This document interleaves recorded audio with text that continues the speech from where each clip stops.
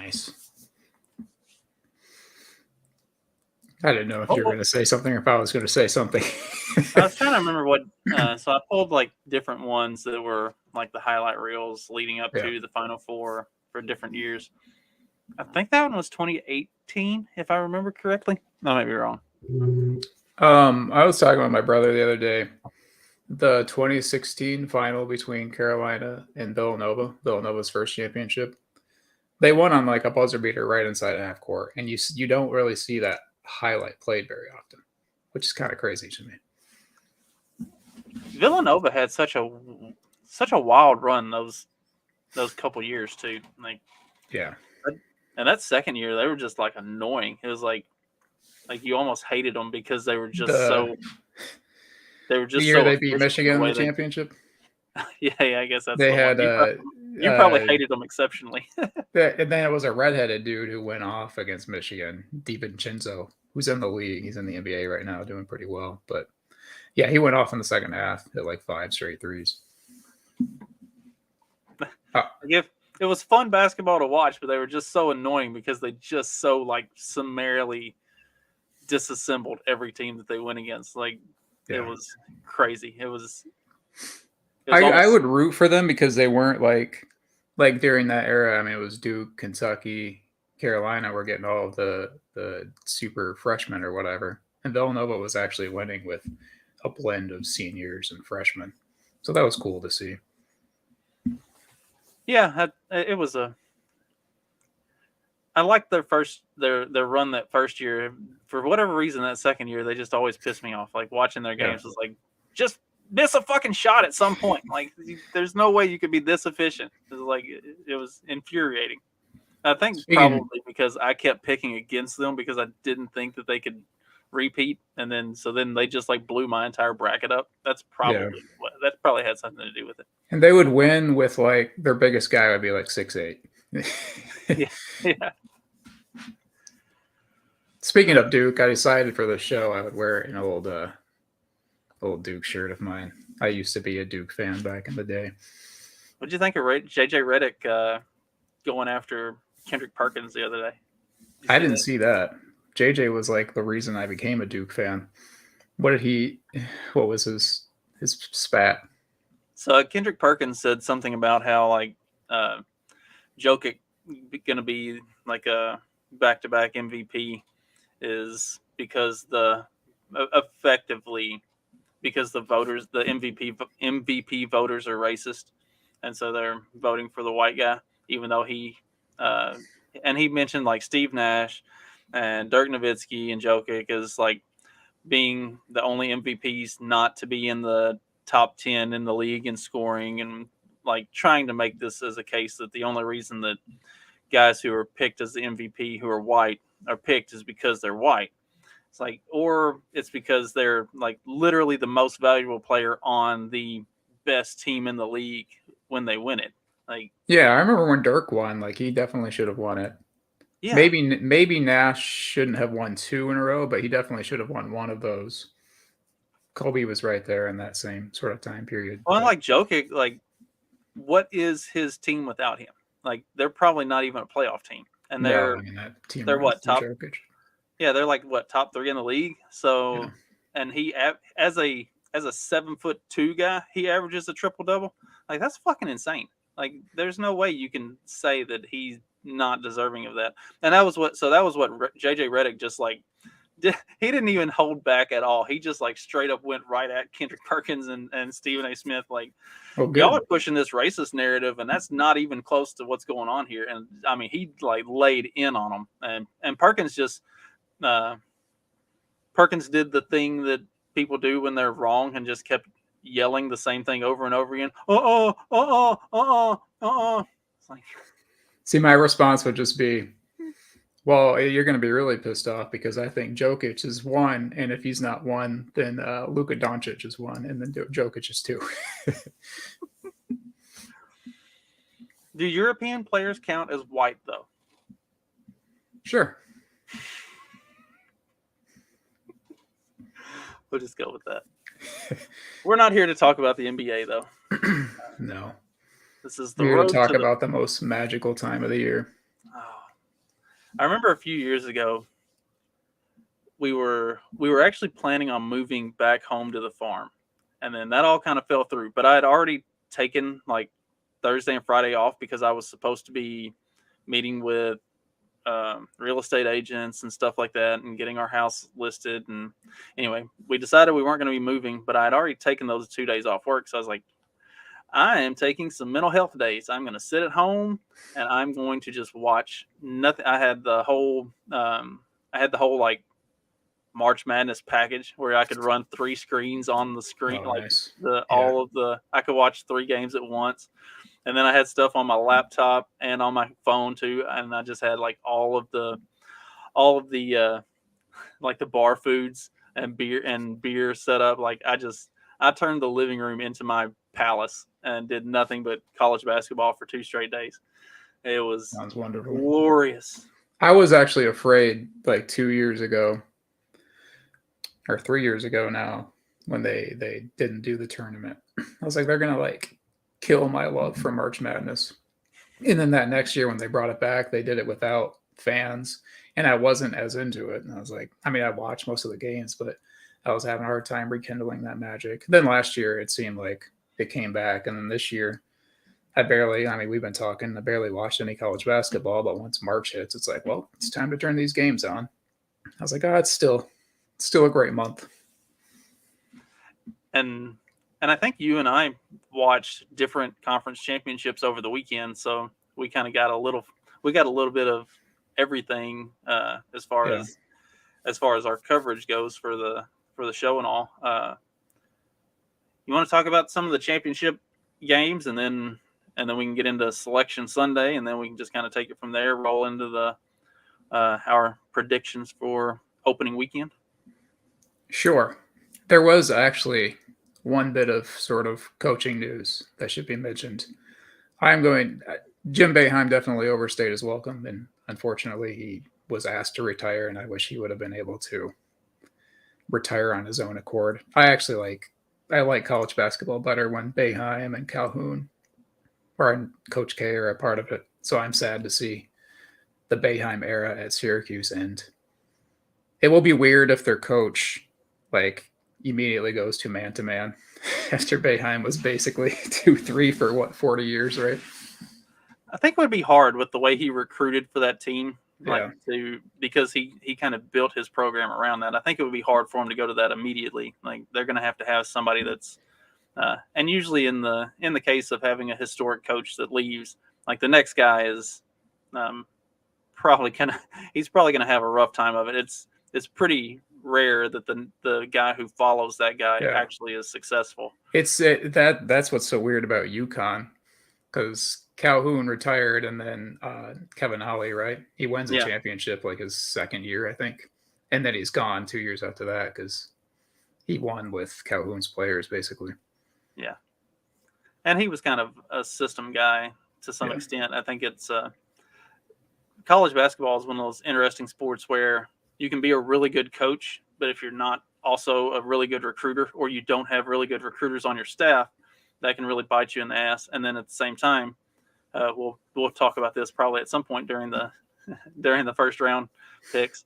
You can be a really good recruiter, but if you're not also a really good coach, that can similarly bite you.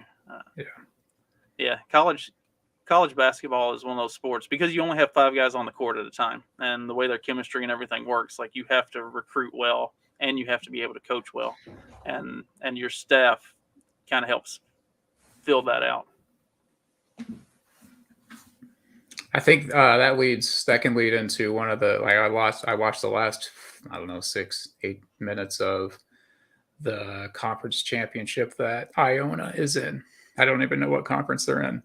Well, this is Rick Pitino's team, and I kind of lump him in with the Calhouns and Boeheims of the world.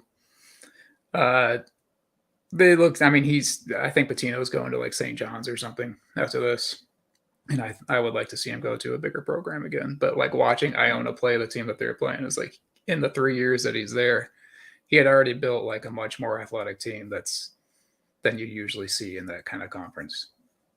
And for a small conference like that, if you can build that kind of a team, then you can dominate in that conference. Yeah. Like you've seen it with Murray State with the different coaches that they've had, and I have a lot of firsthand experience with that. If you've got a really good coach that can build a really good program in a conference like that, you can just absolutely rack up wins and championships and stuff, and really kind of build your resume for a coach who's on like an up and coming kind of a coach, and then for one who's had to take a step back and sort of rebuild, you can show that you still got it. And I don't think there was ever any question that Pitino still had it. He just had a lot of baggage that came with it. So, and he's one of the few guys that can get like higher caliber players to buy into the kind of the full court pressure system. He was able to implement that pretty well at Louisville, because you see a guy like Shaka Smart, he goes from VCU, where all of his players at VCU bought in, to Texas, and it seemed like he could never get that thing going at Texas. And he goes to a little, I mean, it's not VCU small, but Marquette's a little smaller, and he's having more success with the system again. Yeah. Whereas Pitino succeeded at Louisville and Kentucky, not in the NBA though. I wondered because I was a big Kentucky fan back then. Because that was who my family always cheered for. When Pitino left to go to the NBA, also being a big NBA fan at that time, and even as a high school kid, I was like, I don't think Pitino's system translates well to the NBA. Like, I didn't have a whole lot of high aspirations for him as an NBA coach, and it kind of played itself out that way. Like you saw that really. System and personality. It just didn't seem like Pitino was going to fit. Yeah. So let's talk about some of the weekend games. What are we going to start with? I going like chronologically. I've never watched Gonzaga, and I always disrespect them. I did watch a little bit of their final, which was like Monday last week, because they get it out of the way earlier. Did they play like Gonzaga? They play smart. They know how to pass the ball, but I don't know if they have enough to like make it past the Sweet 16 if they run into an uber athletic team. And that's always kind of Gonzaga's thing, is they do really well in their conference, but then once they run into once they run into elite caliber athletes, they really struggle, because as a program, they just can't get those. They can't get those players for no matter how good they are. That there seems to be a ceiling on the talent. Yeah, their best chance was 2 years ago when they were in the final against Baylor, and Baylor pretty much ran them out of the gym. And Baylor's one of those teams that always seems to get like the elite athletes. Yeah. You watched a little more of the Big Ten tournament than me. What were your takeaways there? Penn State. So I've watched a little more Big Ten than I normally would, just because that's what's been on in this area, because this is Purdue IU territory. So Big Ten games are always on. So I've watched more Penn State than I normally would. Their run in the Big Ten tournament was impressive, and the way they closed that game out against Purdue in the championship game was really impressive. What I've kind of seen from them over the last month or so is if they are on, they are on, and if they're not, they're not. They're extremely reliant on outside shooting and really attacking. And if they run up against a team that counters that attack well, or if they run up against a team that can really get out on the perimeter and force them off their spots and keep them from having those good looks, then they really struggle. But man, their run through the Big Ten tournament, they were on. Like, they were hitting at a different level. And if they can carry that over into the NCAA tournament, they're going to be pretty tough. Where they're going to run into problems is they're also undisciplined to some extent. They really rely on that tempo game.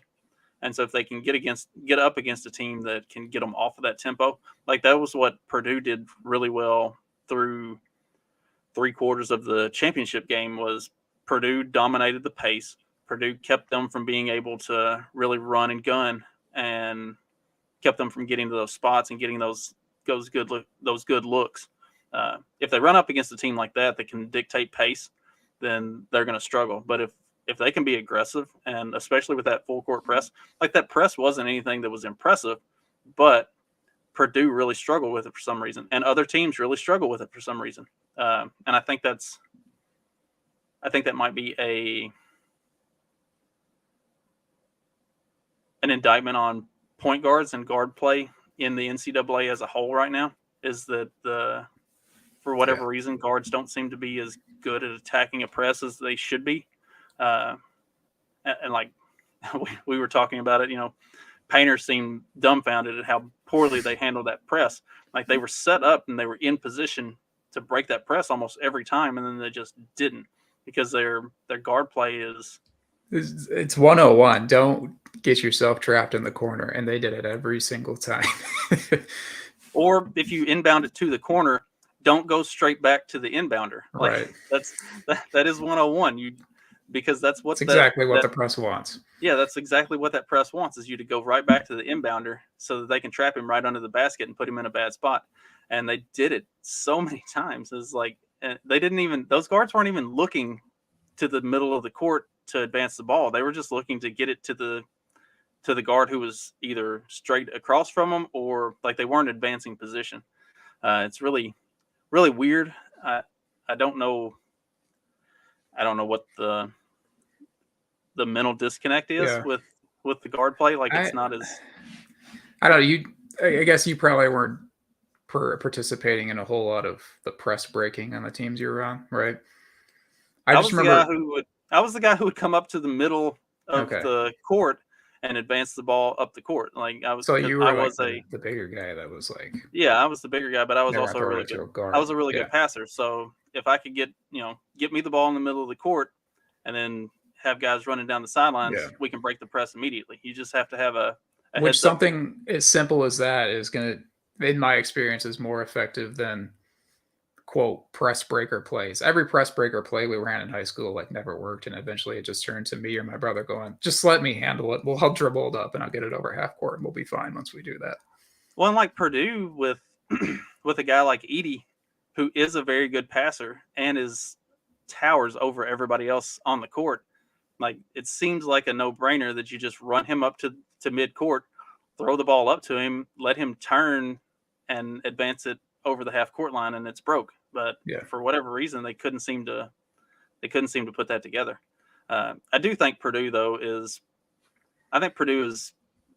one of the top 3 teams in the tournament, if not in the top 2. I think I'd have to check my bracket again. I think I might actually have them going to the championship, or at least going to the Final Four, because he is so dominant. Like once he gets the ball inside, there is no amount of doubling that you can do to keep him from getting his spots. Like he's gonna make something happen. Is the rest of that team on? It is the cliche that the guards are your most important position in the tournament, and we're not sure about Purdue guards. They're young, they can shoot, they can pass. They're freshmen. I think that's something that, when the one and done thing was really becoming popular in the NCAA, you would see that play itself out in the tournament. Like you would have teams that had these elite talent-wise guards, but once you got into tournament play, where having a good head on your shoulders makes more of a difference than being an elite athlete, that's where it starts to bite them. And I don't think Purdue has to worry about their main guards being one and done types. So with a couple years under their belt, they're only going to get better going forward. But to be able to pair those guys with Edey, that's what's really gonna. How do those guys handle the pressure and needing to play heads up basketball at this time of year, where we're playing smart is going to trump being athletic and being just talented. So you watched some of the Bama game. What did you think about Bama? Bama's just got super long, super uber athletic guys who also can shoot from the outside. So think like some of those Kentucky teams, but a lot of those Kentucky teams couldn't shoot from the outside, and Bama's like got that. And they actually have a guy, Quinterly is his name, I think. He had a pretty good championship game, who runs the point for him. And sometimes like those teams also like lack a pure point guard. And I wouldn't necessarily say this guy's a pure point guard, but he does a pretty good job. Kind of reminds me a little bit of the role that Marcus Teague played on Kentucky's championship team in 2012. Of a good distributor. Bama's gonna grab all kinds of offensive rebounds. That supposed murderer Ernestina. I don't know what he was. I don't know the details of the story. He wasn't super involved, I guess. But that guy's a stud. People say he's going to be the number one pick. He plays, unlike some past number one picks, he plays pretty well within Bama's like drive and kick system. This dude he's a pure shooter from the outside. The one thing I noticed in the championship game is he like follows his own shot a lot, which you rarely see now. Like he went like 4 for 13 from 3, and I think he grabbed the offensive rebound on almost all of those 3-point misses. So he's still like creating opportunities for himself and teams when he's not shooting the ball well. Having a long guard who will attack the offensive glass, that makes a world of difference.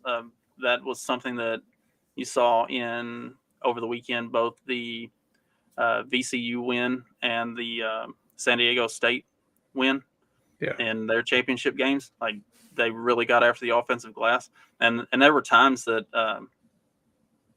who was it? Dayton and Utah State.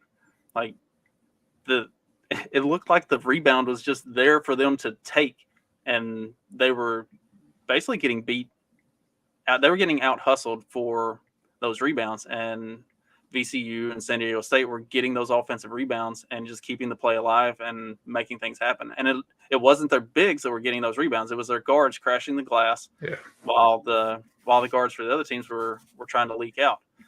So that's something that in the tournament, especially if you've got guards that'll attack the glass on the offensive end, you keep plays alive. And for a team like Dayton or a team like Utah State that are reliant on getting their offense going, like they're not as much of the like stalwart defensive teams. They're high octane offensive teams. If they're not getting those defensive rebounds and getting the play started, then they're behind the 8 ball every single possession. And that was what you saw in both of those championship games. Was they couldn't get the offensive, or they couldn't get the defensive board, and so it was cutting their offense off at the knees every play. The other thing about Bama is on the floor they've got at all times they got 4 guys who can shoot from the outside, and then they have this other big guy who shoots, I think it was like 85% from the field, and that's because everything is at the rim. I like teams that like spread it out like that, but then they have the one guy who's just, he has one role on offense, and that's to grab offensive rebounds or just like put in easy layups or dunks or whatever, alley-oops. Kind of works for them.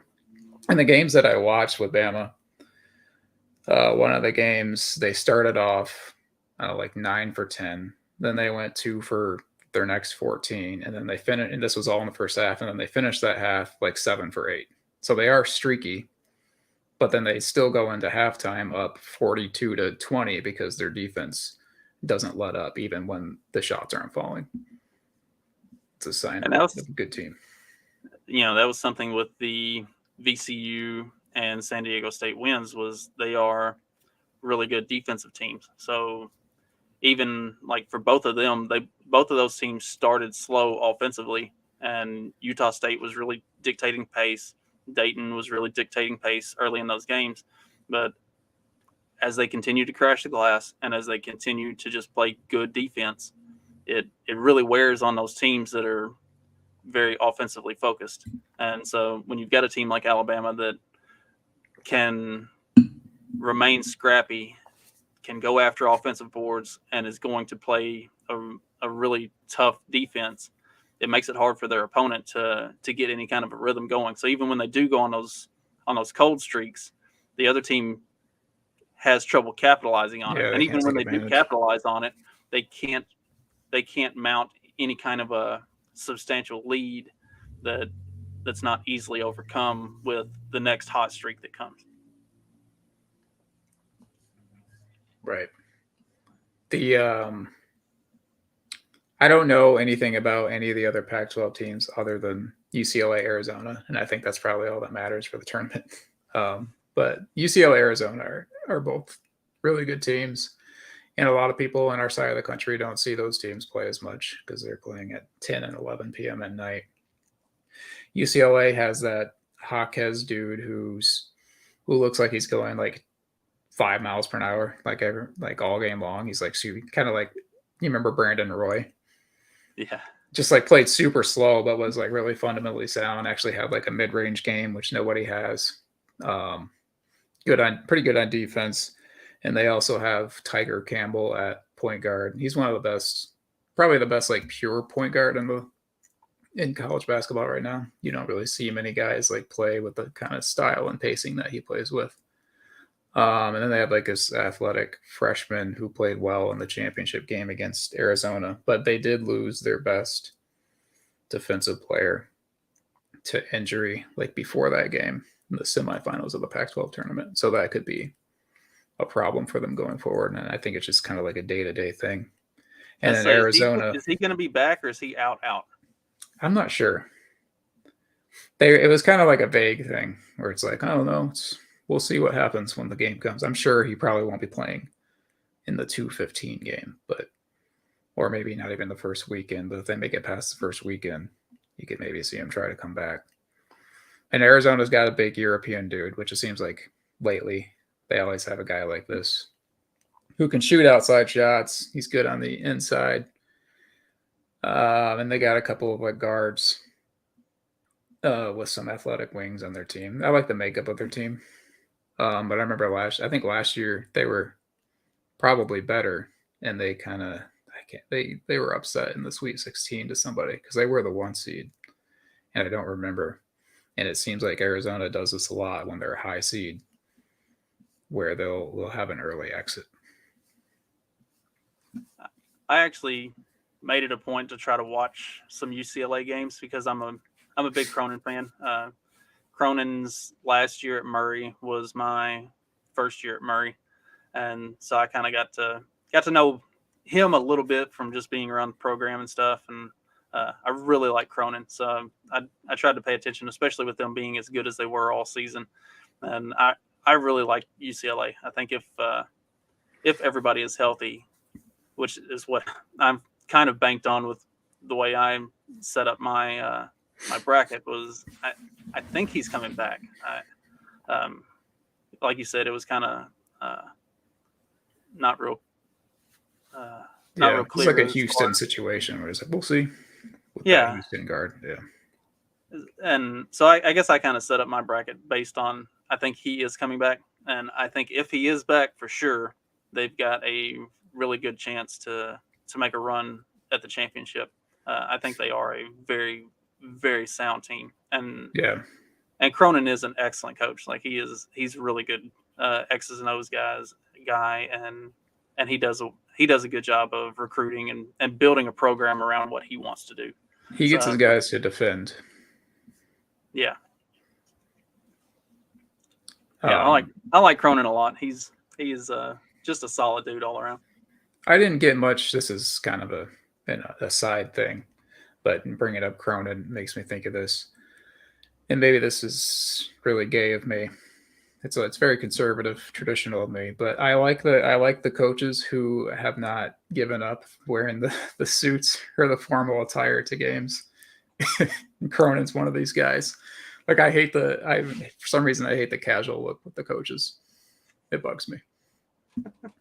And like that went away during COVID, right? Or during a sort of a lockdown season when they didn't have fans in the stands, and then it just sort of stayed around afterward. I think it had been slowly going away before that, not to the extent that it has since. But yeah, I think it had been sort of slowly going away prior to that, and then the bubble tournament or whatever. Yeah, kind of.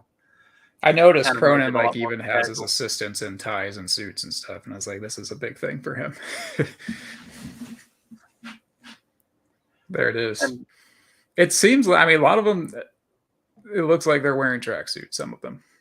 Like they're wearing like the zip up kind of like half hoodie thing, and the pants they're wearing are the same color, and it just looks like a onesie. And Cronin always has really good assistants too. Like that's Prom, who I think Prom's at Iowa State. He was a Cronin assistant before Mick left to go to Cincinnati, and then he stayed at Murray with Kennedy. And then after Kennedy left to go to Texas A&M, Prom stayed and took over the Murray program and continued to build that program and do what they did before he got his opportunity to move on. Like Cronin has really good assistants as well as having a good program and good recruiting and everything else. So let's see. Do we want to talk much more about the conference tournaments and stuff, or do we want to just get into some of the opening weekend of the tournament itself? We can pull that up. I do have a question, but it leads into you pulling that up anyway. So since you watched the Big Ten more than I did this year, I only watched Michigan games, which poor me, that was a disaster. Did Indiana deserve a 4 seed? Do you mean did they deserve to be as high as a 4 seed, or should they have been higher?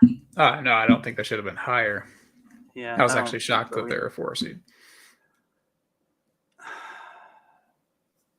I think that's about right. Okay.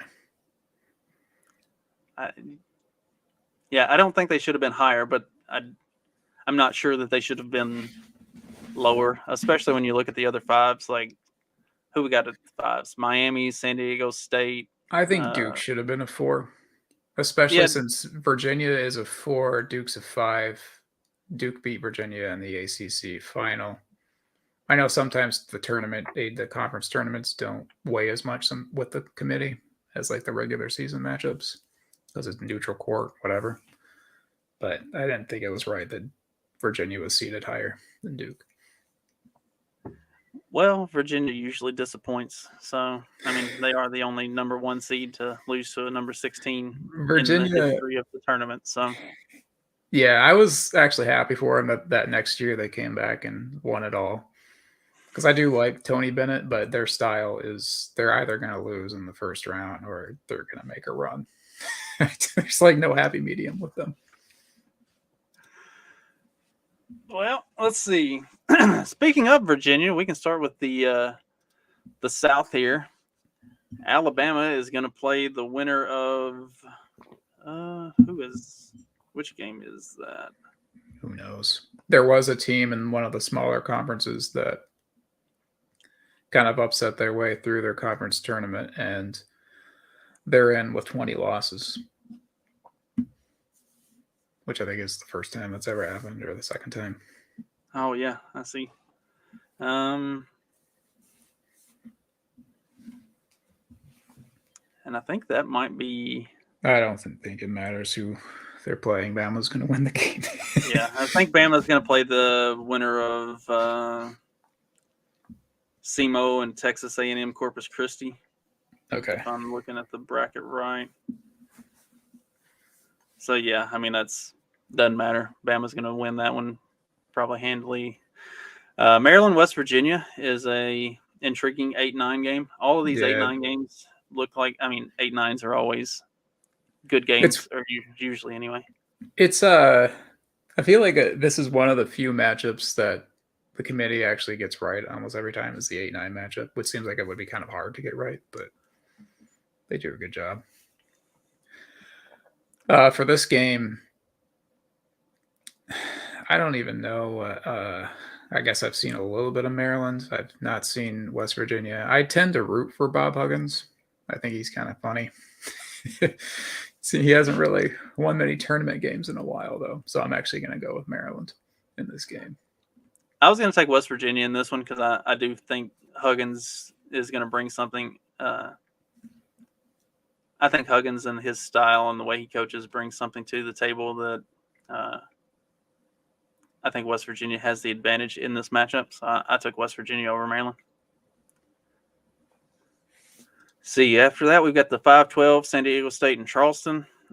Getting to watch San Diego State play and not knowing anything about Charleston other than they're at 12, even though 5-12 tends to be one of those matchups where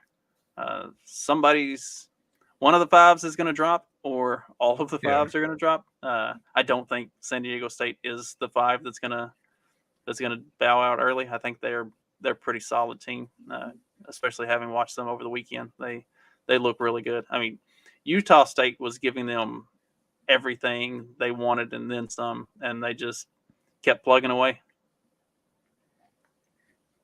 I believe Charleston is one of the teams that's like one of these smaller teams that's like 31-3, I think, right? Yeah, I think that's right. I'm tempted just because they have a lot of wins to pick them as the 12-5 upset, but I'm with you. The little bit of that San Diego State game I saw is they got some athletes. And I just imagine Charleston not being able to keep up with that. Next, we got Virginia Furman at the 4-13. I think Virginia is probably quite a bit better than Furman and should handle that game pretty easily. So for Virginia, it's like, can you score 65 in this game? Because you're going to hold Furman to around 60, right? That's typically Virginia's thing, is they can play great defense, but are they hitting their shots? On offense, they're a really good passing team most of the time. It's just, are the shots falling? I think they will against Furman. See, after that, we've got Creighton, NC State. I really don't know anything about either of these teams, unfortunately. I don't. Creighton, I just know McDermott is the coach there. He's been there for a while. I remember back in the day when he was coaching his son, Dougie McDermott? Yeah. He was a pretty good, he averaged like 27 a game or something. And Creighton usually plays with a very up and down style. Quick shots into the shot clock. Like, they're not running the clock down very often, and they're playing in the 80s a lot of times. I'll take Creighton in this game. I think NC State was one of the last four teams in. Yeah, I'm leaning towards Creighton as well, just on the pedigree of who the team is and what they usually are able to do in the tournament. Baylor and who is UCSB? University College. University of California, Santa Barbara. Oh, okay. Not Dunk City. What was that, Florida Gulf Coast? Oh, yeah.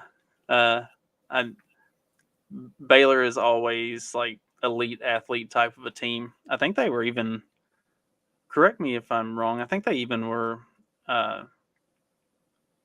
pushing towards number one at one point during the season early on. Like, they have a really good team. They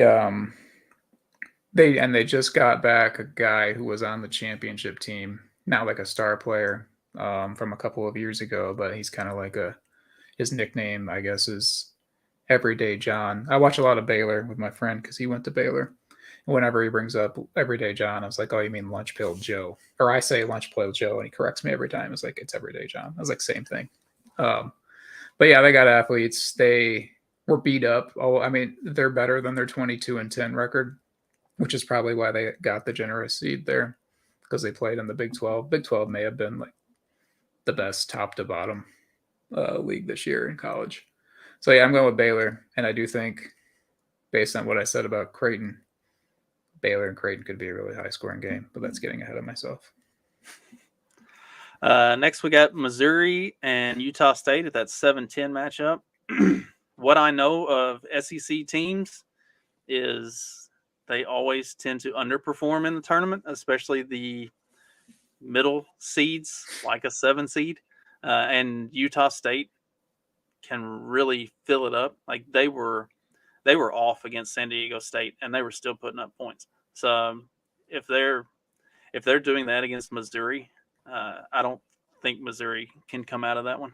So I've got Utah State in that one, and maybe it's just recency bias because I just watched them and they really impressed what I saw of them. But I think Utah State. I think Utah State can put up a lot of points, and I don't know if Missouri will keep up with that. Missouri, I watched a little bit of the game. It was like a quarterfinal game. They also like to run, just kind of like drive and kick offense, which I mean, most college basketball teams are like maybe not explicitly, but implicitly like we're only shooting threes or we're getting layups and they hate the mid range. And Missouri is like explicitly this, like the coach is like, we don't take mid range jump shots here. we get after you if you're not taking either a three or a layup. Sometimes that works well, and sometimes it's to their detriment. But I will take Missouri over Utah State. So you saying that actually makes me feel even better about yeah, I know you're more of a mid-range lover than I am, but I do like the mid-range. I don't hate it. And then Arizona Princeton. As dumb luck would have it, I watched that Ivy League championship game. I was not impressed with either of those teams. And Princeton's probably going to get run out of the gym. Do they still run the Princeton offense? I don't know if that's what it was, but like I said, I did watch the Ivy League championship and the semi. I watched the Princeton game in the semifinals, and they won their league. They didn't impress me all that much. I'm gonna go Arizona. They won the league more out of a lack of competition than them being that much better. It was kind of my feel from watching those couple games. So yeah, I'll go with Arizona in that one. Arizona rolls. We'll head to the other side of the bracket with the Midwest. We've got Houston and Northern Kentucky. I think that's probably going to be a typical 116 matchup. Yeah, I don't have much to say. Houston will roll. Iowa Auburn could be a really interesting matchup. Bruce, yeah. I love me some Bruce Pearl. He's one of those guys that you know what you're getting with Bruce Pearl, and the way he's going to run his system and the way he's going to run his offense and defense. Like they're going to be high pressure, tempo kind of a team, and I think that plays well for Auburn in this matchup. I'm taking Auburn over Iowa. So Auburn apparently. They started 16-3 this year. They finished 20-12. So they did not have a good ending to their season. That doesn't always sort of like show up in the tournament. Like sometimes you'll see teams enter the tournament on a skid and all of a sudden they get hot. And then other times you'll like see teams like super hot and like win the conference tourney. Like 4 games in 4 days and then they'll lose in the first round. So you can't always go off of what have you done for me lately? So I think that Auburn probably has better players than Iowa. I'm going with Auburn. You saw that a lot with some of the SEC teams. Mississippi State started pretty hot too. Like some of the other SEC teams started hot, and then once they got into conference play, they really just beat the hell out of each other. The SEC was really good this year. Missouri, Auburn, Tennessee, Kentucky was on a down year, and they still weren't. They weren't what Kentucky fans want Kentucky to be, but they were still like not bad. Alabama was just a buzzsaw. They were knocking people out, and even the lower teams in the SEC, like South Carolina's and Vandy's and stuff, like those were still good teams. So a lot of these teams, the SEC teams, started hot, and then once they hit conference play, they just murdered each other. It was a tough conference to come out of unscathed, and I think that's kind of what Auburn hit was once they hit SEC play, then you really started to see that the depth of that league kind of hurt some of these teams that started hot. It's still a kind of culture shock for me because I grew up and it was Kentucky and Florida, and then the SEC was a joke after that. Bruce Pearl had some good Tennessee teams in there too, but Mainly it was those two. Who'd you pick on that one? Auburn. Miami and Drake. I've heard some when they were talking about this on the selection show, there was some hype around Drake, and Miami finished really, really poorly in the ACC championship game. I think they got beat by like 20. So it's possible that they come in either really amped up and want to redeem themselves for that terrible finish, or they come in still kind of trailing low and Drake catches them on that downward swing, and Drake apparently has a really good team and could pull the win. I tend to lean in the Miami is going to want to make up for that poor finish in the ACC championship and come back and like just drub Drake and show that like we're not going to be the 5 that gets beat by 12. You see, this is my 5-12, and I don't have like anything to really back it up because I've watched a little bit of Miami against Duke. Obviously, I haven't watched any Drake basketball this year. I don't have a lot of respect for the Miami basketball program. Seems like they're usually in the tournament and then they're out the first weekend, which is funny because Jim Larinaga is like the initial Cinderella darling with George Mason back in the day. He was the coach for them. But yeah, I'm gonna go with Drake in this one for the upset. All right. And I don't have respect for the ACC as a conference, even though I'll probably pick Duke to go to the Final Four. So I'm a hypocrite. Next, we got Indiana Kent State. We already talked about whether or not Indiana was properly seeded with the 4. I think they're definitely better than Kent State. I don't know how much better they are outside of that one game, but I think that'll be a good one. And I'm going to go with Indiana just because I think they are definitely better than Kent State. I don't know how well they'll do in their second round, but the first round, I think they should be a win. Yeah, I wouldn't be surprised if Trace Jackson, what is his name? What's the last name? He has like 3 last names. Yeah. Trace Jackson Jordan, Trace Jackson something. He'll have, 20 and 15 in this game, and Indiana will roll.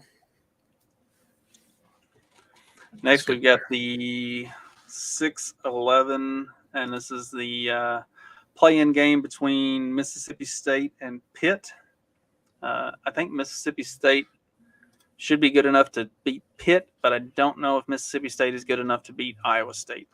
Maybe if they get some momentum coming out of that Pitt game, they can make it a competitive game. Mississippi State's had the problem of when they play equal or slightly lower competition, they really play up, and when they play slightly better or considerably better competition, they really, really play down, which is weird. They don't seem to get up for those games that they should like put more effort into. So I think Mississippi State will beat Pitt, but I don't think they've got the gas in the tank to beat Iowa State. Yeah, I think I'll have the Iowa-Mississippi State matchup too, or Iowa State-Mississippi State matchup. And I would take Iowa State. They played in the gauntlet that is the Big 12. I know a few weeks ago they clobbered Baylor, so they're a good team. Next, and you said he's their head coach was an assistant for Cronin. Is that right? Yes. Yeah, Prom's a really good dude too. I'm gonna be like a total Cronin homer just because I thought really highly of him when I was there. But Prom was also one of those like really, really good guys, like just all around good guy, not just a good coach. So yeah, I think very highly of him and his program as well. Do you think highly of Sean Miller at Xavier? This is an intriguing matchup. especially for a 3-14. This is Kennesaw State's first year in the NCAA, or not in the NCAA, but in Division I, and they won their conference tournament and made the big dance. So that is really intriguing. Kennesaw State had won the D2 championship. I don't know, it's been 15 years ago or so, maybe more than that now. Kennesaw State has had a traditionally good program. Where is this located? Georgia, I believe. Okay. But with that being said, and with it being their first year in the big dance, they're a feel-good story, but I don't think they match up with Xavier very well. I think Xavier will probably run them. Yeah, I think Xavier is going to win too. I doubt Kennesaw State has their own sister gene like Loyola Chicago did a few years ago. They might, though. What is Magoo saying over here? He says they're from Georgia. Oh, okay. It's Kennesaw State is one of the that language. Kennesaw State is one of the historically black colleges and universities, one of the HBCUs, and they, like I said, is their coach I know of them. One of the assistants for Murray's women's team had worked for the men's team when they had made one of their championship runs in the ND2. So just because of that, like I kind of got to following them a little bit and paying attention, and they are a very good program. But it's like when Bethel went from being D2 to playing in the NCAA or like D1, they did a similar thing. Like they made a big run and won their conference tournament and got to go to the big dance, and then they just got rolled. Yeah, they just got rolled, and it's a different animal going from D2 to D1, and Kennesaw State's probably going to find that out the hard way here in the opening weekend. I agree. I have a feeling we're gonna disagree on this next game. Texas A&M, Penn State. Yes. You seem to like Penn State.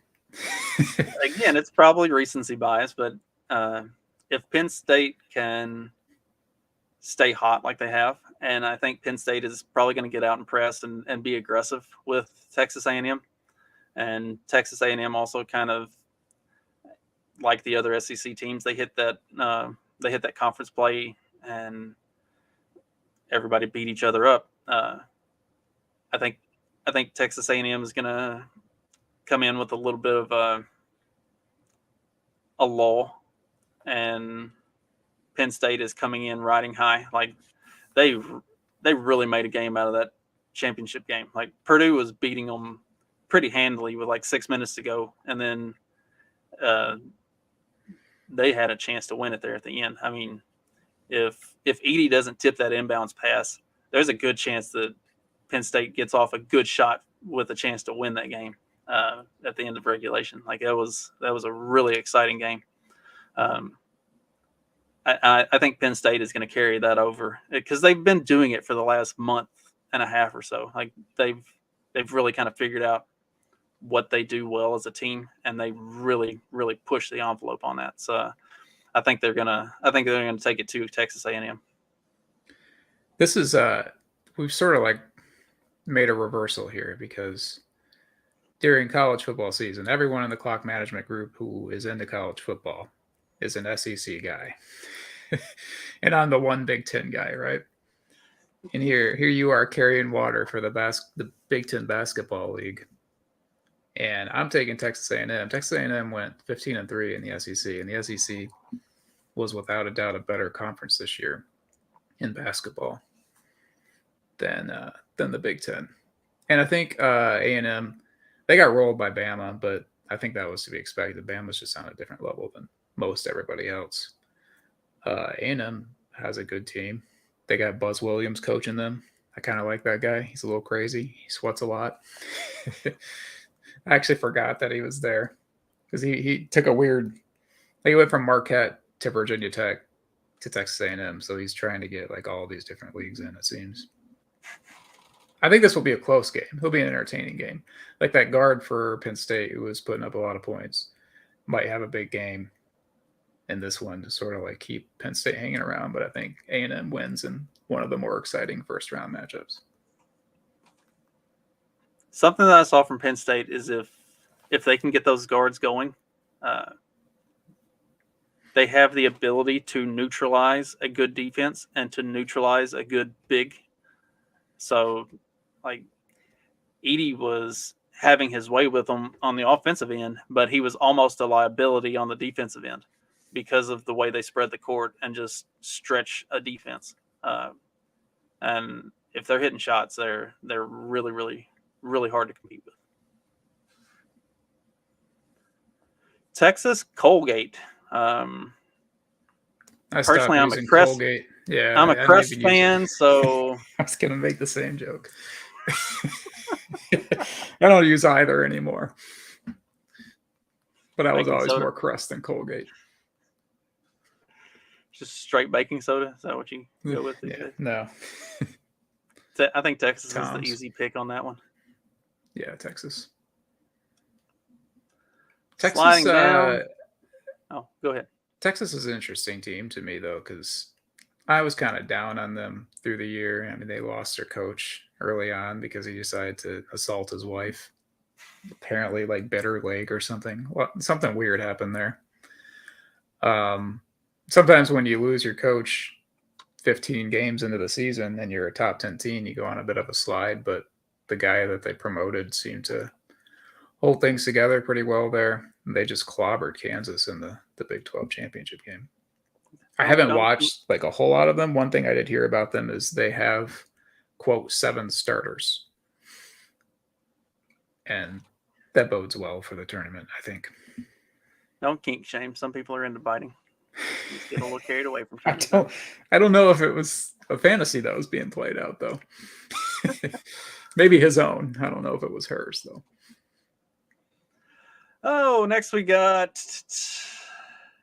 Which side are we going? Purdue? We'll go with the... Oh, what's this one on the left side? The East. So we got Purdue and... which game is that? Not that it matters. No. Texas Southern and Fair Dickinson. So inconsequential play-in game, and Purdue will run whichever one of them it is. Edey will probably have 30 and 15. And there'll still be 8 minutes left in the game.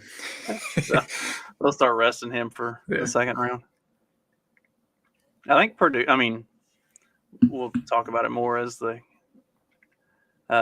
it does bear mentioning. I guess we have one more 116 to get to, but ever since Virginia and I can't remember who it was that beat them, it was like, who has the best chance? Which 16 has the best chance? And it's usually based not on the 16, but on the 1. Like, which 1 seed is the most vulnerable? I just don't see any of these 1 seeds being vulnerable this year. They're all really like, this has a potential to be a chalk tournament. Yeah, we saw that a few years ago where it was all 1s in the Final Four, and these 1s are very good. I think if there is a potential for that to not be the case, it's not because any of the 1s are necessarily not a 1 seed pedigree. It's because the 2s and 3s are also really good. Yeah, this was an interesting college basketball season where you had a whole lot of teams that were really good at varying points in the season, and then conference play beat a lot of them up. But there's a lot of talent on the high end. Like the 1 through 4 seeds almost across the board are all really, really good teams. And I am ultimately, I love the madness and the chaos of the tournament. And I am ultimately a basketball elitist, though. Like, I want to see upsets in the first 2 rounds, but then after that, it's like, all right, let's go chalk. with that being said, I will make the claim, since I brought up the question, I think Purdue is the most likely to potentially have a bit of a scare against the 16, and that's only if like Edey gets 2 fouls within the first 5 minutes of the game or something. I guess I could see that, but that team's not exclusively Edey. Like the way Painter runs very different offenses depending on who's on the floor. Like he game plans for his personnel really well. And so like when Edey's not on the floor, it's not like they're relying on dumping it into a second tier player and then trying to run the offense through that guy. Like if Edey's not on the floor, then that means it's somebody else's opportunity to be the one that's leading the charge. So I think that's what helped them weather Penn State in that championship game, was that Edey was a defensive liability because of his size and lack of mobility against a very spread you out kind of a Penn State offense. But they have the players that they can not miss a beat on the other end of the floor. And now, I mean, the plus minus when Edey's on the floor versus when he's not is insane. But they were given the stats at one point during the second half, and like with Edey on the floor, they were like 20 points better than Penn State. But even without him on the floor, they were still doing better than Penn State. Like they were still keeping up and they were still on the plus side of it. This is the next game is Memphis FAU. This is another one that we disagree. Yeah, this is where we disagree, and this is one of those that I had alluded to earlier, talking about I think some coaches are really good recruiters, but not as good X's and O's wise. And Penny Hardaway is that guy for me. I think he does a phenomenal job of putting talent together for that Memphis team, but I don't think he's a very good coach as far as just being the guy. He's not the floor general that he was as a point guard from the sidelines. And I think FAU is a very solid team. They've put together a good program, and I think this is one that I think FAU will beat Memphis just strictly based on coaching. So it's like Wayne Gretzky as a coach. I mean, obviously Penny Hardaway wasn't greatest of all time like Wayne Gretzky was, but it's like Hardaway can't communicate what he saw on the court as a player to the players that he's coaching on the court or whatever. It's like when the most talented player is rarely ever like the best coach. It's always like the gritty guy, right? That's what you're getting at. Yeah. The gritty white guy, typically. Something like that. Juwan Howard was kind of like a gritty guy in the NBA, and he clearly can't coach, but I'm a little down on him at the moment. I'm going with Memphis over FAU, though, because I think they have the athletes to beat FAU. I don't know anything about FAU, but I just imagine that they don't have athletes. And where we disagree the most was where I said I basically just had Memphis against Purdue in the second round. This was Justin and I texting back over the weekend. And I said Memphis could give Purdue some trouble. And you laughed in my face. Is that Memphis isn't even going to get the opportunity because they're going to get beat in the first round anyway. But I will take Memphis in this game. That takes us to Duke Oral Roberts. Another 5-12, always intriguing matchups. I don't think this one's going to be particularly intriguing. I think Oral Roberts, they went on a run, was it last year or 2 years ago? A couple years ago, I think it was. I think so. I've seen them in the Sweet 16 a couple of times. They're usually in the tournament. They're a good program. And every year I look up who Oral Roberts was, and every year I forget, and I'll look it up again. But I'm picking Duke in this game. Yep. I'm going to go with Duke as well. Tennessee, Louisiana. the guys on the selection show seem to think that Louisiana would give Tennessee some trouble. I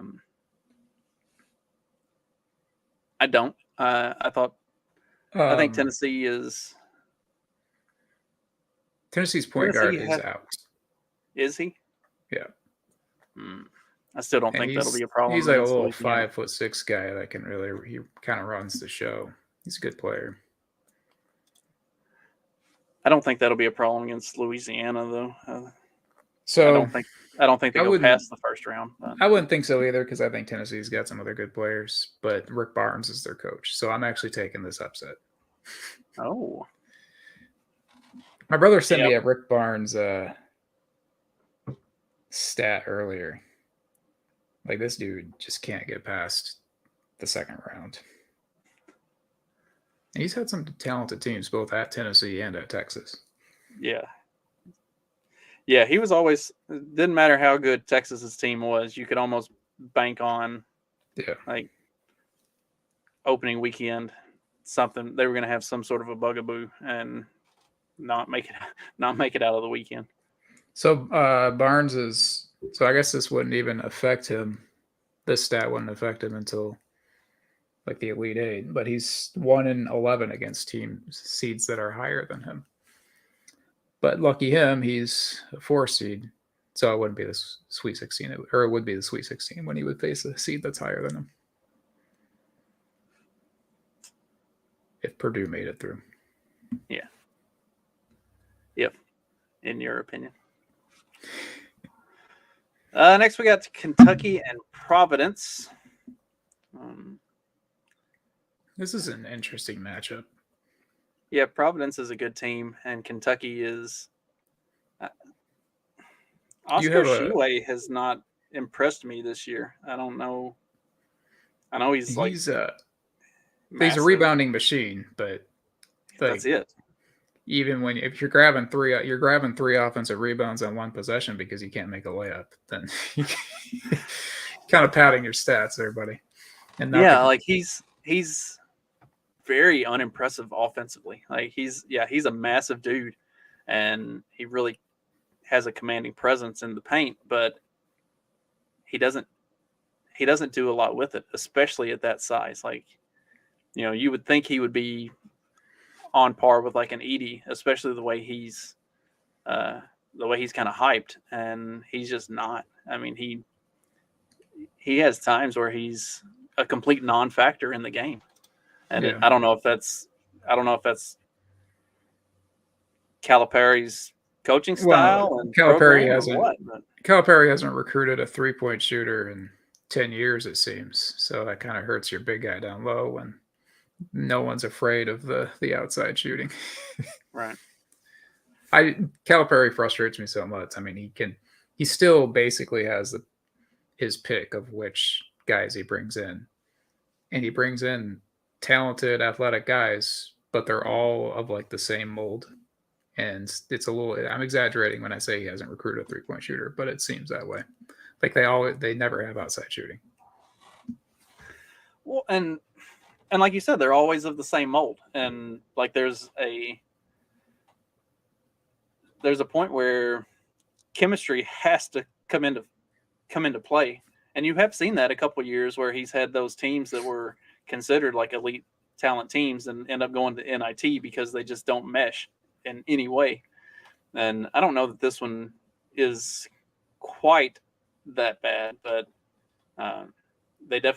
there's definitely a lack of chemistry with that team. And maybe it's just not clear definition of roles, or who knows what the problem is. We can talk about defining roles once we get to Marquette and Shaka Smart. But yeah, I think Kentucky is probably good enough to beat Providence. I think it's going to be a really good game, but I don't know that Kentucky's good for much after that.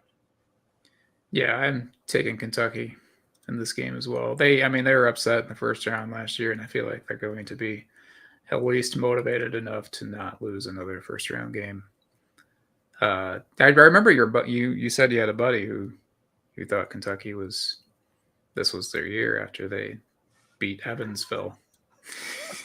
the first week of the season. Yeah, they had a couple games early on in the season that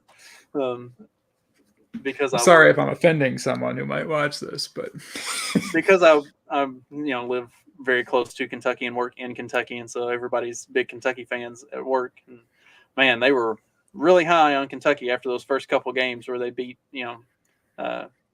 Alaska State, Evansville, and Transylvania State. They seem to always play them.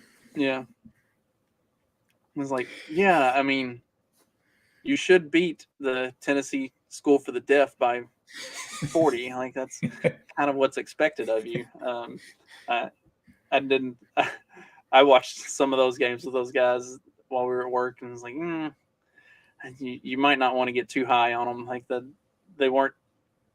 Yeah, they won by a lot, but they had a lot of flaws that you could see even in those wins against bad teams. Like once they hit like legit competition, they're going to struggle, and you saw that throughout the season. Like every time they played a really good team, they really struggled. And I think that'll hit them in the second round whenever they come up against Kansas State.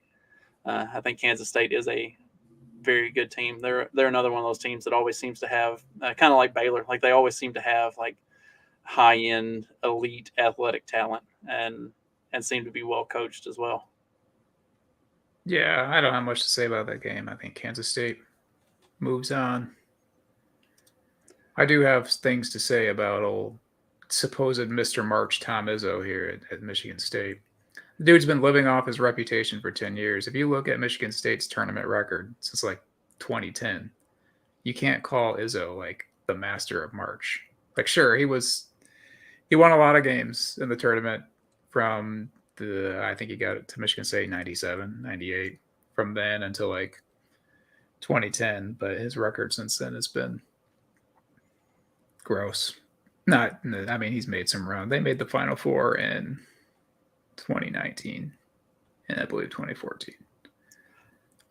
So, but I like to disrespect Izzo any chance I get. So, in the NFL season, there was some talk about, making sure that Mike Tomlin didn't have a losing season.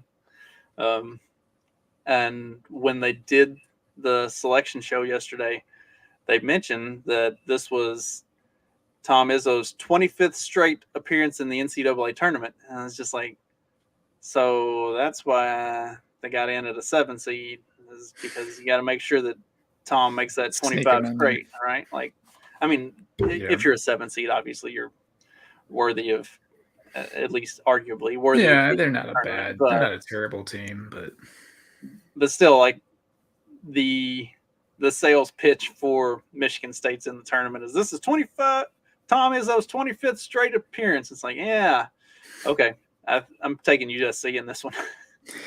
I'll go with USC as well. Do you remember that? You remember when Izzo was referred to as like Mr. March, right? Yeah.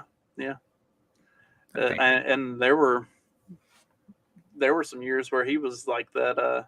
Like I was talking about Villanova having that couple year stretch where in that second year it was just like frustrating to watch them be so efficient and just dismantle other teams. There were years where that was Izzo teams, like watching them in the NCAA tournament. Just like no matter what the other team threw at him, it seemed like he had the answer for it. And there was a little bit of a lesser talented mystique there. It's like, oh, how does he get so much out of his guys? Yeah, I remember when that was kind of the case. It doesn't seem to be the case anymore. No. That takes us to Marquette, Vermont. We can talk about, we said, mentioned with Kentucky, like not having well-defined roles. Did you see the thing where Shaka Smart was talking about with Marquette? Like they sat down with the players and let them define each other's roles, like decide who did what well, instead of it being the coaching staff saying this is what you're going to do and this is what you're going to do and this is what you're going to do. They kind of did like a meeting with the players. It's like, okay, what does this guy do well? What does this guy do well? And figure out kind of how do we want to kind of run our team and who's going to be doing what for the team, taking that very commie approach to basketball coaching. It seems to be working for them. They seem to be doing well. And I don't think Vermont is going to be a threat to them at at the 215 spot here. On the other side of that, when I was watching the Texas-Kansas game, one of Texas's better players has tattooed on his wrist 1.2 because when Shaka was at Texas coaching him, the coaches got together and said how many minutes are each of these guys going to average, and they said that this guy only needed to be on the floor 1.2 minutes per game. So he kind of carries that chip on his shoulder, rightfully so. I kind of wish they would have set up a Marquette Texas matchup somewhere, but that would be like a championship game. Or no? Yeah, that would have been tough unless they bumped Texas down to the 3 seed and swapped them with Kansas State or something. Yeah. That would have been intriguing. Moving over to the West, the selection show guys seem to feel like Kansas got massively snubbed with getting the West 1 seed. I mean, when you get drubbed in your championship game the way they did, you kind of earned it. Yeah, I think Bama getting overall number 1 was perfectly fine. And then Houston was the 2, the second overall 1 seed. Yeah. Yeah, I mean, I don't disagree with. Like I said, if you get drubbed in your championship game the way Kansas did, you earned falling to the third number 1 spot. But they're probably not going to have a letdown like that against Howard. So probably not. Howard are they another HBCU? I don't think so. Okay, I'm not real caught up on that stuff, but I don't think so. Maybe, I'm not sure. I'm sure Jim will correct us. He's all about the he HBCUs. Seems to know. The 8-9. We got Arkansas, Illinois. I think this is the only 8 that I am actually taking. I like Arkansas. I don't know if I like Arkansas so much as I don't feel that confident about Illinois. Here's where we revert back to the norm. I will take the Big Ten school in this matchup over Arkansas. The 5-12 St. Mary's and VCU. This will be my 12 that I take. And again, this is probably recency bias, but I don't feel that high on St. Mary's, and VCU has a very scrappy, very nose to the grindstone type of a defensive team. They really get after the offensive glass. I really like VCU. Dayton had a very solid team and played a really good game, and VCU just handled them. Like it was competitive for a while, and VCU just kept on grinding them until they just couldn't keep it up anymore. Like that kind of grit and determination from a team, I think that plays well in the first round, and I feel good about VCU over St. Mary. Yeah, I didn't watch any of the VCU stuff, but I'm gonna take your word for it because St. Mary's is always have a good record because like Gonzaga, their only losses are to Gonzaga, and they usually go like 1-2 Gonzaga every year, and are playing against them in their championship game in the conference. But I don't think that the rest of that conference is very good. I think is Boise State in it? I guess they're another tournament team from that conference. But other than that, I think Boise State is in the Mountain West with. Are they? Yeah, they're in the Mountain West with San Diego State. I think it's BYU maybe. Yeah. But yeah, I'm going with the 12 over the 5 in this one too, and that'll bring us to this really tough matchup for me. UConn and Iona. It's just the whole Rick Pitino versus UConn thing. Like, I feel like Pitino's probably... I mean, Pitino always wants to win, but I feel like there's a little extra juice there, even if Calhoun isn't at UConn anymore. They were... I feel like Calhoun got into it with everybody, but didn't they get into it at one point? Well, I mean, UConn and Kentucky were two of the top teams, like perennially. They're through the late 90s, early 2000s. So yeah, I wouldn't be surprised if they didn't have some run-ins. Yeah. I think I'm going UConn. UConn, all like Kentucky last year, lost in the first round. I actually thought they were going to screw my bracket last year because I picked them to go to the Final Four, which was stupid. Even though Iona has superior athletes in their own conference, I think they're pretty on par, and UConn might have better ones because they are in a better conference. So I'm taking UConn. Yeah, this is probably my least confident pick, but I'm also going with UConn in this one, and I won't be disappointed if Iona wins. I mean, that I would love to see that 12-13 VCU versus Iona in the second round. Like, that would be a really intriguing game, I think, because of the way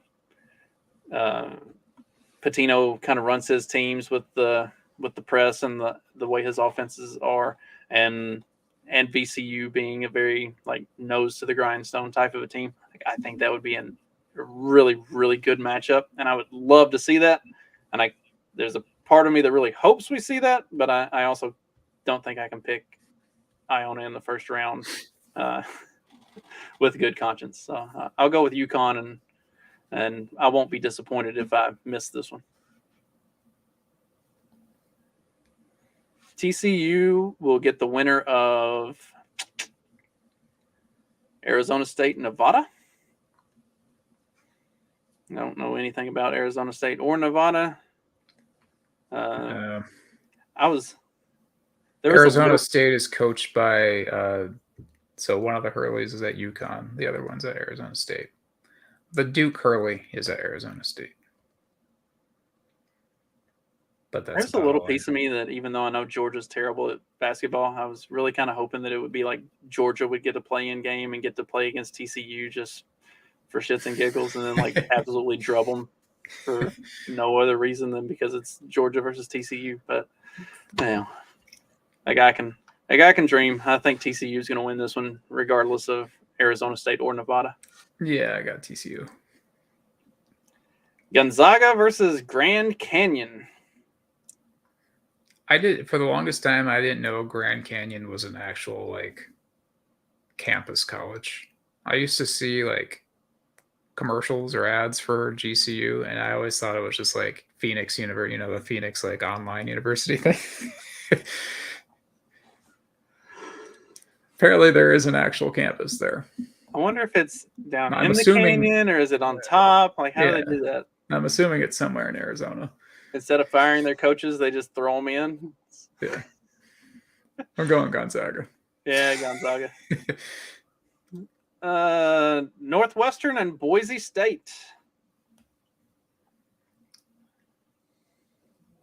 I'm reverting back to my anti-Big Ten basketball standard here, and I'm going with Boise State. I have watched Northwestern a few times, and I just don't see it.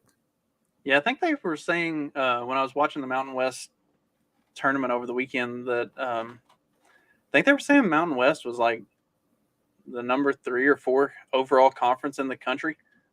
Utah State, Boise State, San Diego State, and somebody else. I can't remember who it was now. But they had some really, really high-end competition, really good teams. And yeah, I think I'm going to side with you on that one. Take Boise State over Northwestern. And then we get UCLA and UNC Asheville. UCLA. Yeah, I think that's a.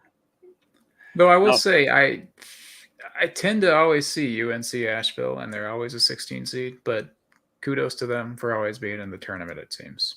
I mean, if you can make a living on just making the tournament every year, it's a hell of a thing to do. I mean, at least a future coaching gig for that coach. I mean, you would think, but yeah, I mean, to have a program that you do well in your conference and you make the tournament every year. I mean, that's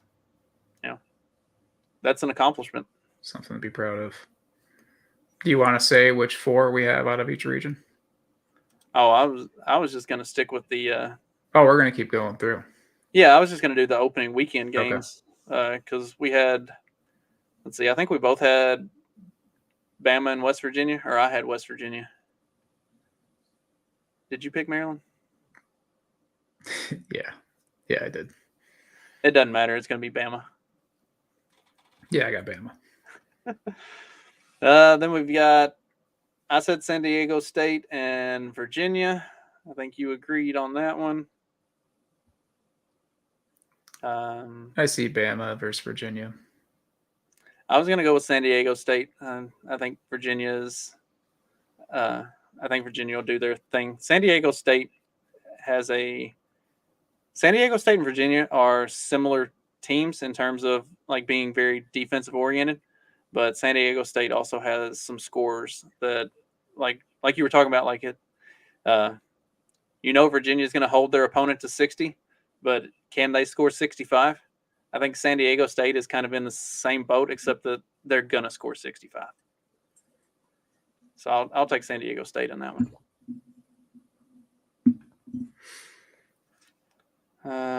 Let's see. Creighton and Baylor. Is that right? Yeah. I think, both of us said that. And I'm going Baylor. Yep, I'm going Baylor too, just on athleticism and elite talent alone. Down here, I believe you have Utah State, Arizona. I have Missouri, Arizona. That is correct.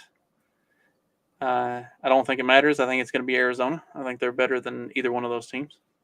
Yeah. And Arizona-Baylor could be a fun matchup, too. Arizona-Baylor could be a really fun matchup. That's I'm looking forward to that, hoping for that. Going back to the other side of the bracket in the Midwest, Houston and I said Auburn. Did you say? I said Auburn, yeah. I mean, I think it's going to be Houston. So yeah, same. You've got Drake and Indiana, and I've got Miami and Indiana. I'm going Drake, man. I'm going Miami. So either way, neither one of us think Indiana's getting out of the second round. I hope Drake doesn't fail me. I have all this confidence in this team I know nothing about. They are 12, and you think Miami is the week 5, so I do reserve the right to change these on our brackets that we're filling out for the show. As we always say, or used to say on our football shows. Yeah, just because we made the pick on the show doesn't mean it won't change between now and Thursday.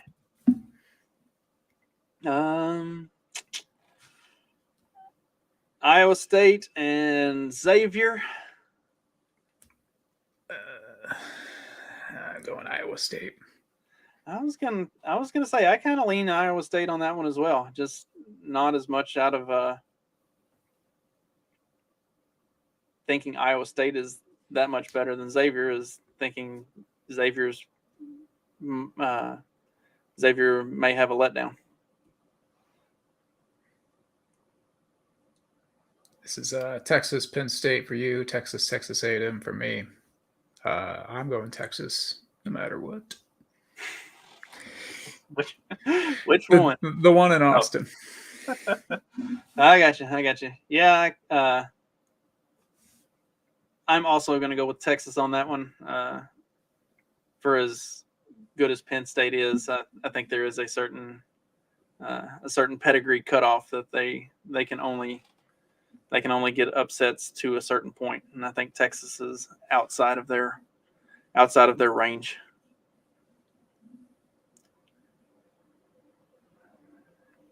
Back to the East, Magoo says Purdue is fool's gold.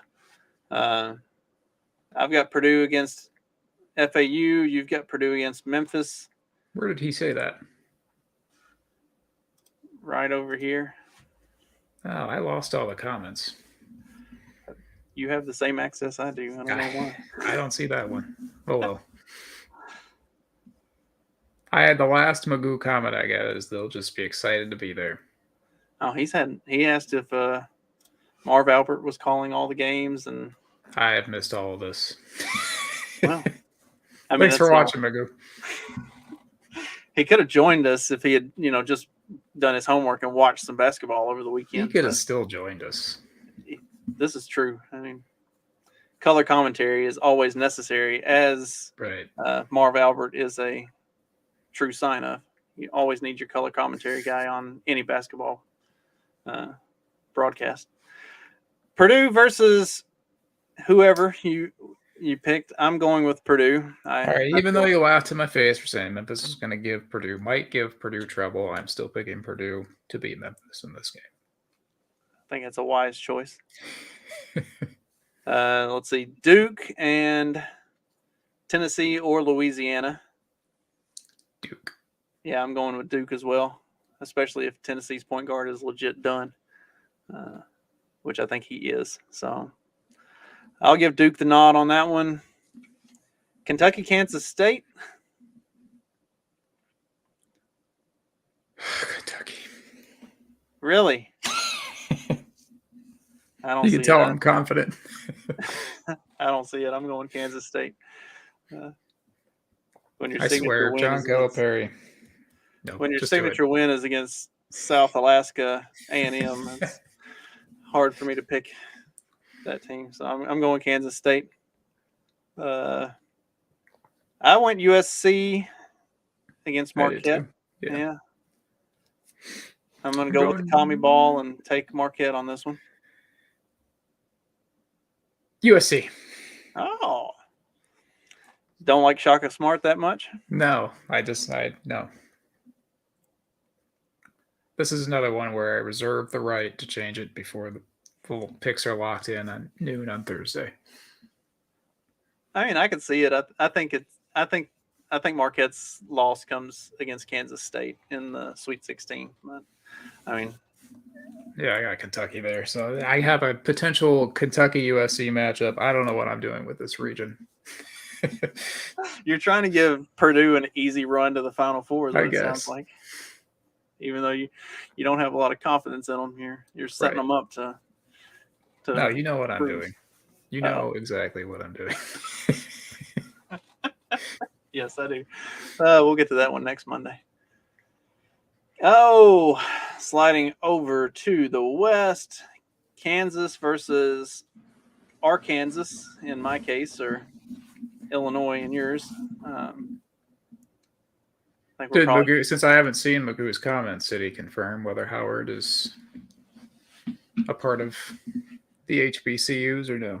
He is not. It appears we have no viewers anymore, so he must have left us. He got tired of all of our analysis. We weren't talking enough color commentary. Emphasis on color. So Kansas versus the 8-9. I'm going with Kansas on that one.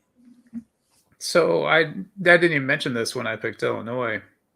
So with Kansas, we either have, the anti-R Kansas here, or we have, I really butchered that.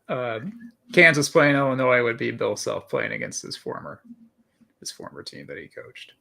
And I'm going with Kansas over Illinois.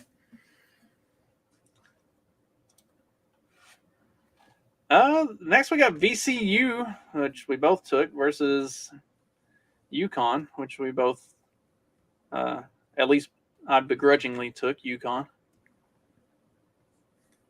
Like I said, I want to see Kansas versus UConn, so I'm going UConn. I'm really hoping to see Iona upset UConn. I might end up going back and changing that pick anyway. I'm going to take VCU in this one. I believe VCU defeated Kansas en route to their Final Four appearance back in the day as an 11 seed. Yeah, I think that was an Elite Eight game.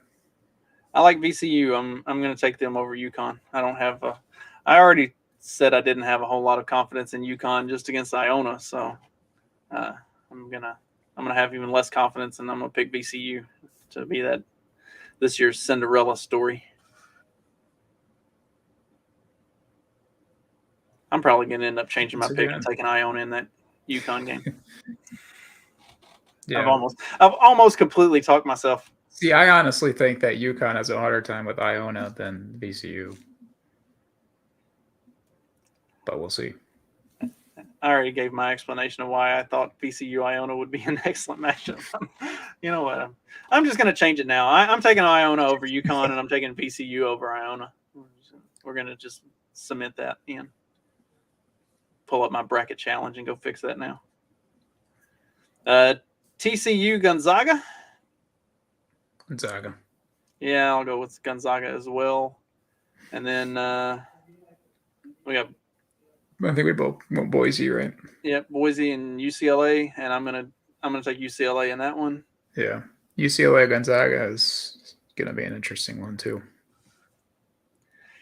Yes, I'm looking forward to that game. I think the second weekend is going to have some really.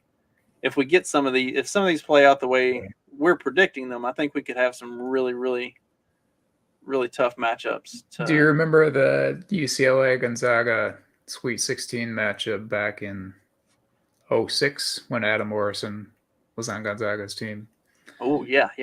And I think Gonzaga had a big lead, and UCLA came back and won. UCLA ended up making the Final Four that year.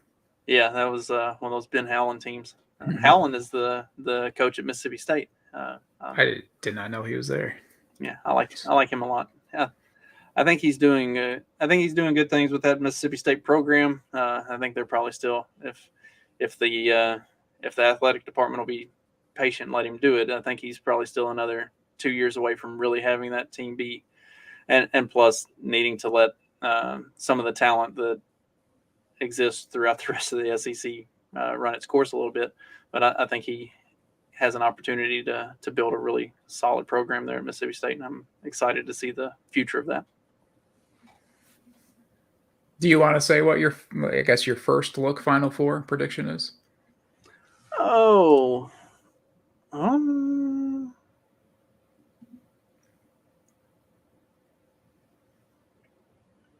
know I had Purdue, UCLA. I wasn't real high on Houston, but I can't remember who I had coming out of that. I had Texas, Bama, Texas, UCLA, and Duke. I think I had all of those except for Duke. I had Purdue. Okay. I'll have to go back and look. That'll make or break whoever wins our. I guess we have a lot more people in our bracket challenge this year. So Stephanie's already said she's whooping all of our asses. So she probably will. There was a little piece of me that was hoping Mississippi State wouldn't get that play-in game and would end up in the NIT, because I felt like that would benefit that team more to get more than one or two games. Like, I think they'll win the play-in game, but then I don't think they're going to make it past that. I think if they had gone to the NIT, they would have had an opportunity to play more games and get a little more experience under their belt and kind of develop as a team. So there was a little piece of me that was really excited when I saw Mississippi State pop up on the board yesterday, and at the same time, it's like, kind of wish they'd have gone to the NIT and had an opportunity to play more games and kind of develop as a team instead of get a NCAA berth. That may sound weird, but like it has been proven. Like, research has shown that playing games goes a long way towards player development and team development, and having an opportunity to play more games and have them be meaningful games. Because even though it's the NIT, like, you're still trying to win. Like, you've got a shot to win the NIT, right? Even though you're you're the 69th team or whatever. So I didn't even know until this moment, as you brought it up. I thought maybe Michigan would decline their invitation to the NIT, but they are playing in the NIT. Their first round opponent is Toledo. Here's my thing with this Michigan team being in the NIT. They have three guys who could potentially go to the league. I think that the guys who are most likely going to leave should not even be played in the NIT. But I don't know if a coach is actually going to do that, because you still have a player saying he's weighing his decisions. But you want to play next year's team, not the team that not a guy who could potentially go or leave for the draft in April or May, whatever that is. Yeah, I get that. But who knows? Maybe they don't leave. Maybe an NIT run convinces them that, hey, we've got something that we can build on going into next year, and I should hang around and try to make a NCAA run and really strut my stuff and show people what I've got. Ultimately, it's sad that they have 3 guys who could declare for the draft and they are in an NIT team, but we're not an NIT show. This is very true. The NIT is a very fun tournament. I enjoy watching those games whenever, got some time in between NCAA tournament games when some of those are on. They are intriguing matchups and they are good games. And I don't know, there's something different about. So I worked for teams that got to play in the NIT, and I also worked for I was with the Mississippi State women's team in 2003. Just narrowly lost to Tennessee in the semifinals in the SEC tournament, and like they were hyped up for that game. Had beat LSU when LSU was ranked number 3 in the nation earlier in the season. Had a really good season, and then when I think they were ended up being like a 4 seed or something, and we got out to Arizona for that first, that opening weekend of the tournament, and they won their first game, but they just their heart wasn't in it. Like they had gotten geared up for, we're going to beat Tennessee and we're going to win the SEC, and they just fell short. And so then making the NCAA tournament was yeah, this is cool, but this isn't what we were we missed what we were shooting for. Yeah. And so then when we got out there, they won that opening week or that opening round game, but there was no heart to it. And then ended up getting drubbed in the second round, not make team that was top 10 in the nation ends up not making the Sweet 16. They just didn't have their heart in it. But then you saw that on the other side, working for Murray with a team that went to the NIT, and they had a kind of a similar thing, got beat in the championship game in the OVC, missed that opportunity to go to the NCAA tournament, where they would have been a 15 or a 16 seed and gotten just absolutely trounced by a Duke or something. Go to the NIT and really show up and play hard, because all right, we missed it, but we get to keep playing, and this is our opportunity to try to go and win more games and keep our season going. So there is something to be said for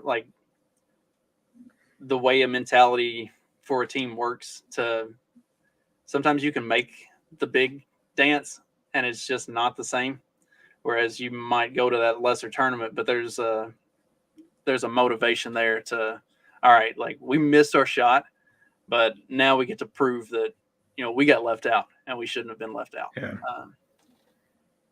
It's interesting. The tournament basketball is just such a cool atmosphere at any level.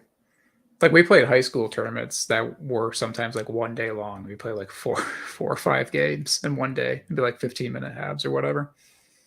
It's just a cool atmosphere. They talked about it a lot over the weekend, with the championship games, and you could see how worn down some of those players were getting. Championship week for any conference is a grind. If you make it all the way to that championship game, you are exhausted. Even if you're just one of the people on the sidelines, it's exhausting for the coaching staff and the support staff and everybody, to get through an entire conference championship, and that, because you're playing 4 games in a week, and oh man, it takes a lot out of you. Everybody involved. And you could see that in some of those games over the weekend. Some of those guys, you could tell that they, by the, a third of the way through the second half, they just didn't have legs anymore. And yeah, I get it. Every shot is short. Yeah. Yeah. Every shot is short. You see a guy just come out and catch one at the top of the key and straight up airball it. And this guy shoots 43%. Yeah. like a really good shooter, and doesn't hit anything. Like it's like, oh, and you can tell like his legs are not under him. He just doesn't have the juice left to keep going, and they keep fighting through it, and it's like I have an infinite amount of appreciation and respect for what those guys do. The ones that are going through those conference championships, and it takes a toll on everybody involved. It's fun. See, this is getting into the other topics that we talk about, where we're both fans of order over chaos. But one chaotic thing I do like is March Madness. The one and done,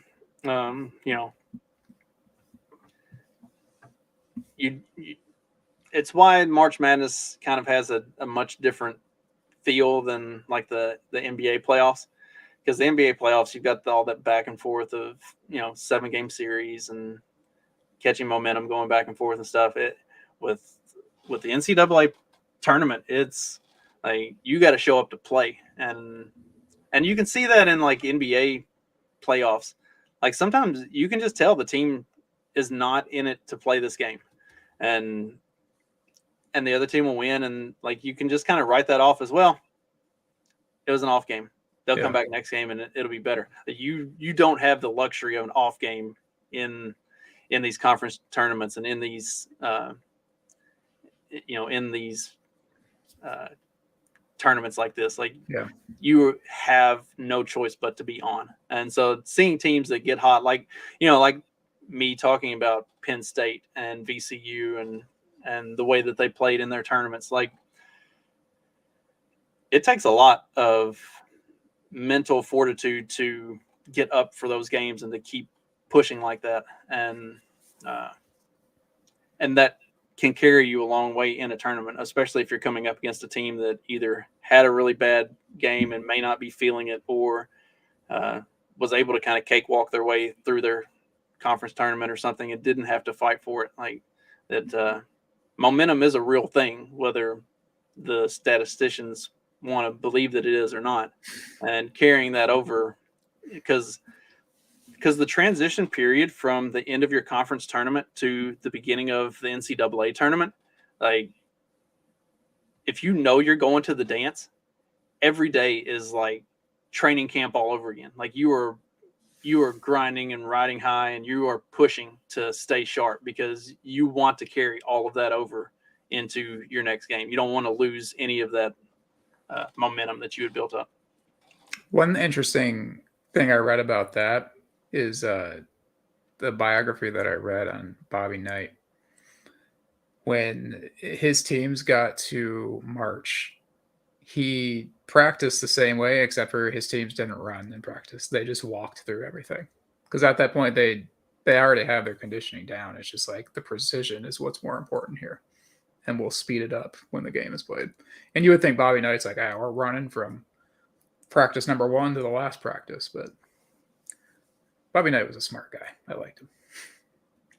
Yeah, it does move a lot more from it becomes a lot more focused on the individual matchups and stuff like that, and staying sharp in different ways. Yeah, like the running and the weights and stuff like that really takes a backseat to the game prep and knowing what you're doing, knowing what the other team is doing, and really being prepared for that. And it's more of a being on a high level mental game than the physical game, because like at that point in the season, everybody's beat up to some extent. Like nobody's healthy, and you're just trying to stay healthy enough, but you want the mental side of it to be where you have your edge. The first round games are cool to go as a fan, cool to go to as a fan too. My brother and I went to Indianapolis 1 year for like a session 1 game, or session 1 ticket. So we had Michigan, Oklahoma State in the first game of that session, and then Louisville and whoever they were playing in their first round matchup. It was like a smaller school. But it's cool to interact with like all 4 different fan bases there. And then obviously for the Louisville game, like that's when the stadium was the loudest, not that far of a drive for Louisville to Indianapolis. And plus, Kentucky basketball fans are crazy anyways. So you know this. Oh, yeah. Well, we got anything else? I think that's all I got. Pick it back up next Monday and talk about what we got right, what we got wrong, and what's going to happen in next week's games. Sounds good.